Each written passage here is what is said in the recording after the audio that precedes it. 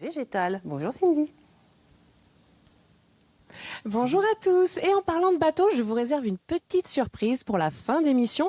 Mais en attendant, on va aller se balader à Châtillon-sur-Loire. Sur les quais, on va observer les fleurs sauvages et aussi, devinez quoi, les manger avec Nathalie Deshaies. Enchantée Nathalie, bonjour. Bonjour. Alors, pourquoi manger des fleurs sauvages? Parce que c'est bon pour la santé. En fait, il faut savoir que avant l'invention de l'agriculture, on ne mangeait que ça. Donc, en fait, c'est revenir à chasseurs-cueilleurs. C'est ça, ouais. C'est revenir à ses origines, en fait.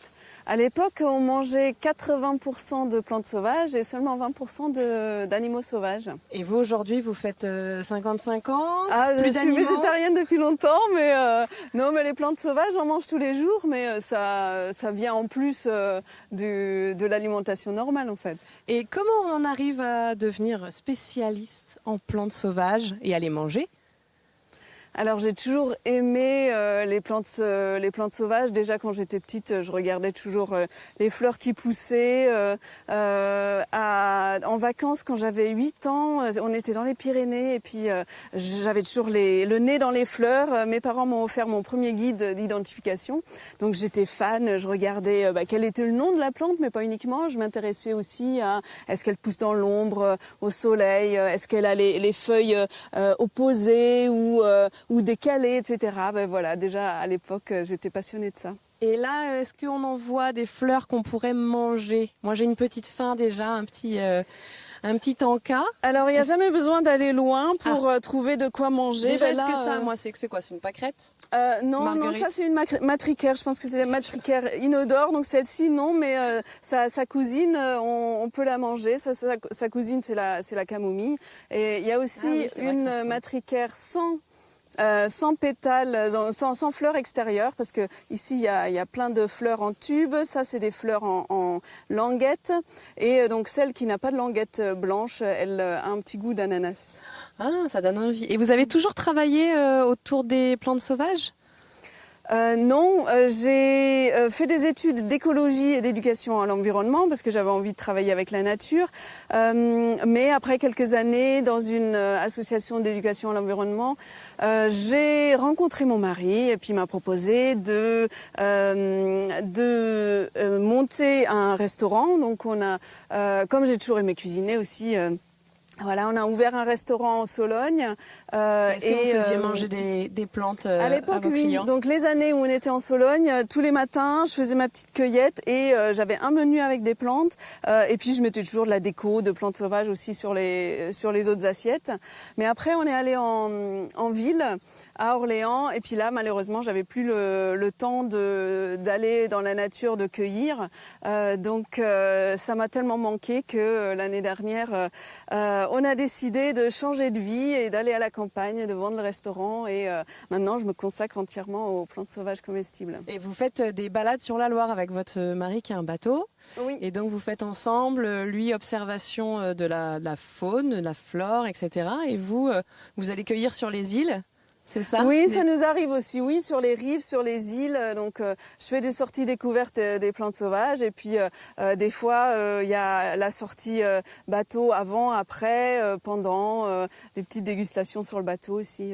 Je crois qu'il y a une plante que vous vouliez nous montrer. Il me semble qu'elle est un petit peu plus loin. Oui. Une toute belle jaune. Voilà, la tanésie. Elle s'appelle, oui, voilà, la tanésie, c'est ça ? Oui, c'est ça, oui. Donc, elle est ici. Donc là, elle a encore quelques fleurs là épanouies. Donc ça, c'est très aromatique. Je vous invite à prendre une feuille et à la sentir. Ah ouais. Ça alors sent, je sais pas ce que ça sent, mais c'est... Alors c'est un peu mentholé, camphré, ça sent un petit peu la cannelle, un peu le clou de girofle. Et ça, qu'est-ce qu'on en fait? Des tisanes, Oui, des infusions. Et puis je m'en sers pour des desserts. Des desserts au chocolat, ça va très bien avec le chocolat. Et aussi les crèmes desserts sorte crème brûlée. Voilà. Par D'accord. contre, il faut savoir que cette plante, il ne faut pas en abuser parce qu'elle contient la même substance qui est aussi dans l'absinthe. Ah, Et oui. vous savez peut-être que l'absinthe a été interdite au début du XXe siècle parce que voilà, ça crée des lésions neuronales. Donc, bon.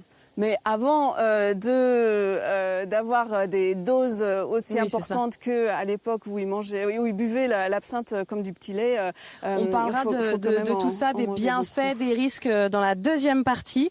Je suis sûre que vous avez déjà appris plein de choses. Je sais que vous adorez les fleurs, Frédéric. Donc je vous laisse là-dessus et puis on se retrouve tout à l'heure. Respirer les petites fleurs sur les bords de Loire, ça vous dit? On va compter pâquerettes elle-même, un peu, beaucoup, passionnément à la folie, ma chère Cindy. Alors? Oh oui, et un peu plus que ça. Est-ce que vous avez déjà vu quelqu'un s'émerveiller devant un plant d'ortie? Je vous présente Nathalie. Elle s'émerveille depuis tout Mais à elles l'heure. sont trop belles là. C'est juste le stade qu'il faut et elles sont épanouies, trop beau. Elle touche. Donc, oui, quand on va dans le même sens que les poils, on se pique pas. Donc là, c'est vraiment le stade qu'il faut avant la floraison. Et quand on les cueille, les orties, c'est comme ça, c'est la pointe. Voilà, donc pour faire une soupe par exemple, c'est super. On peut même les manger crus en pistou quand on les hache bien. Ça me pique la langue. Non. Alors l'ortie, il faut vraiment essayer parce que ça, c'est une plante que tout le monde sait reconnaître. Oui. Une fois que vous êtes piqué, c'est identifié, vous savez, c'est de l'ortie. Et c'est une plante qui pousse toute l'année. On peut l'accueillir toute l'année parce qu'elle repousse dès qu'on la fauche. Et en plus, c'est une plante qui est super pour la santé. Elle est dépurative, elle aide le corps à se détoxifier. En même temps, elle est reminéralisante parce qu'elle contient beaucoup de minéraux. Elle est plus riche en protéines que le soja. Elle contient plein de vitamines. C'est vraiment la plante avec laquelle il faut commencer quand on veut se lancer dans les plantes sauvages Mais c'est comestibles. mieux avec les gants quand même. Oui. C'est moins Quand risqué. Nathalie, elle est super forte. Elle sait se guérir. Tout à l'heure, elle s'est piquée. Elle a été prendre une plante. Elle a dit non, mais là, regarde, je regarde, je mets ça plantain, sur oui. mes. Et ben voilà, c'est bon, c'est guéri. Ça, c'est la magie de Nathalie.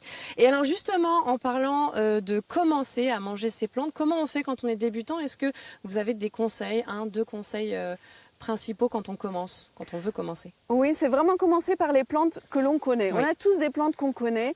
Le pissenlit, par exemple, c'est facile à reconnaître. Ou l'ortie, le sureau, quand vous connaissez bien le sureau. Commencez par les plantes que vous reconnaissez bien. Et faites vos premières expériences parce qu'il y a déjà un pas à faire entre j'aimerais bien utiliser les plantes sauvages comestibles, mais je n'ose pas. Et je l'ai déjà fait. J'ai déjà fait une soupe d'ortie. J'ai déjà fait des beignets de fleurs de sureau, d'acacia, par exemple. Et alors justement, pour les débutants, j'ai un petit jeu pour vous en plateau. Je vous ai préparé un petit jeu. Nous allons nous amuser. Je vous laisse tenir ça. Est-ce que donc le jeu s'appelle « Ça se mange ou ça se mange pas ». Est-ce que le marron, ça se mange? Non, c'est toxique. La châtaigne, oui, le marron, c'est très toxique. Et que pour les sangliers. Alors le marron, ça se mange pas. Mais Nathalie me disait que ça pouvait être un remède contre les hémorroïdes. Absolument. Oui, c'est très astringent. Je veux dire, ma Claire est bien placée pour le savoir. Ça, c'est vous qui voyez. Ça, je ne veux pas le savoir. Ça, je ne me rappelle plus comment ça s'appelle, mais ça se mange ou ça se mange pas? Ça dépend ce que c'est. Euphorbe. C'est quoi? C'est quoi? Le forbe. Euphorbe. Ah, le forbe, je connais, Je connais je connais. Je dirais non, complément alimentaire sûrement En pour la coupe. santé, mais je sais pas si on en mange de l'euphorbe. En tisane? Complément alimentaire, on m'a dit. Il Eh y a ben un oui, petit- c'est Il y a un petit en latex tisane qui sort là. Donc ça, Alors, ça se mange ou un pas? latex. Donc ça, c'est bon, si j'ai bien retenu, contre les verrues. c'est ça. Voilà. Bah, Mais on entre peut pas les le manger. hémorroïdes et les On ne le verrues, mange pas. merci des conseils. Oui, mais attendez, j'ai plus Ça, de c'est pour glamour Émilie, les après. verrues. Voilà. Ça. Enfin, plus glamour, ça dépend. Ah, ça, je connais, c'est Ah, du... ouais. C'est du... attendez. Cynorhodon, c'est ça? Cynorhodon. C'est ça? C'est ça. ça. Bravo, Bien. Frédéric. Mais alors, ça se mange ou ça se mange pas? Alors on me dit oui en coulisses. Oui, ça se mange, mais moi je m'en sers aussi en complément alimentaire.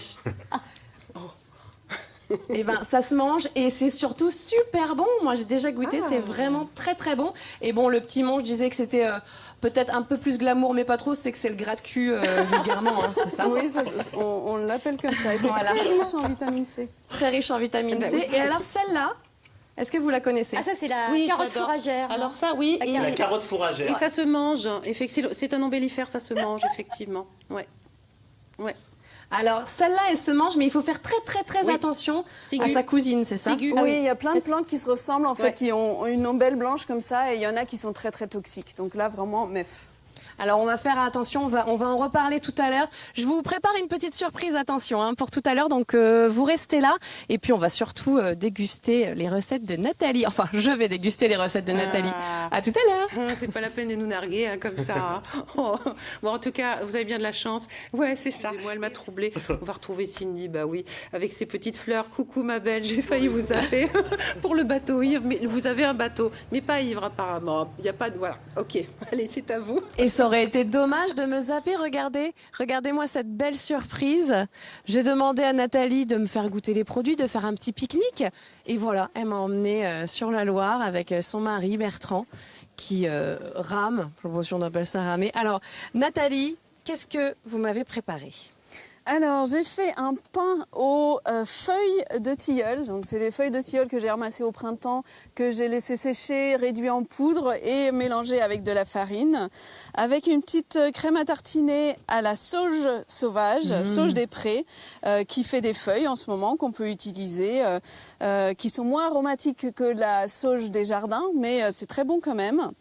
Un petit velouté d'ortie à la courge butternut et une panna cotta au lierre terrestre avec une compote de pommes et de senelle, les fruits de l'aubépine. Ah, c'est ça, c'est l'aubépine.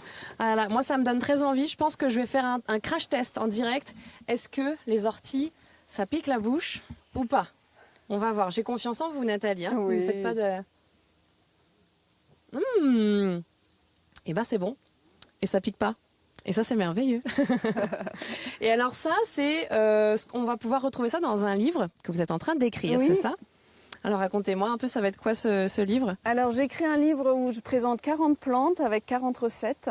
Voilà, donc il y a des recettes qui sont déjà sur mon blog plantesauvagescomestibles.com, mais un peu cachées au fond des articles, et des recettes nouvelles que je vais mettre dans ce livre. Et vous avez aussi une page Facebook, Une page Facebook, une Plantes chaîne sauvages YouTube. comestibles. Oui. la chaîne YouTube où vous apprenez. Moi, j'ai appris plein de choses déjà, rien qu'en regardant votre chaîne YouTube, même si c'est mieux en vrai. Et d'ailleurs, en vrai, si on a envie de faire cette petite balade, si les gens ont envie de vivre ce que j'ai trop de chance de vivre là tout de suite, comment on fait? On regarde sur plantes-sauvages-comestibles.com, il y a toutes les dates, où il y a des sorties, où on va sur le terrain regarder les plantes, il y a une petite dégustation à la fin, et aussi des stages cueillette et cuisine, où on va vraiment cueillir et faire un repas complet, entrée, plat, dessert.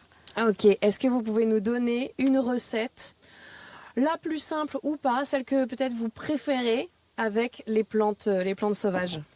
Je vais vous donner la recette du panna cotta au lierre terrestre. Alors, qu'est-ce que c'est que le lierre terrestre? Le lierre déjà terrestre, en fait, on l'appelle comme ça parce qu'il court par terre comme le lierre court sur les murs et les arbres. Donc voilà, vous voyez, ça court comme ça et puis ça fait des feuilles qui sont très aromatiques. Et ça, j'utilise en dessert, donc je fais une infusion de la plante dans du lait. Donc je fais infuser une quinzaine de minutes. Après, j'utilise le lait en mélange avec de la crème, de l'agar-agar, du sucre. Donc l'agar-agar va faire gélifier l'ensemble. Et du coup, vous avez cette panna cotta qui est donc légèrement figée et que je la présente avec une compote aux senelles, ces petits fruits-là. Alors moi, c'est ce que je vous disais, c'est que moi, je serais jamais allée vers ça parce que c'est rouge et que un peu comme les champignons, les amanitue-mouches, j'ai toujours un truc où je me dis, ah, s'il y a trop de couleurs, c'est que c'est pas bon. Et en fait, il faut bien connaître, en fait. C'est le principe. On ne cueille pas avant de ne pas savoir à 100% ce que c'est et si ça se mange. Mais voilà, les senelles, c'est comestible. Il y a un gros noyau dedans, mais j'aime bien. Et pour ça, pour bien connaître, on en avait parlé des applications.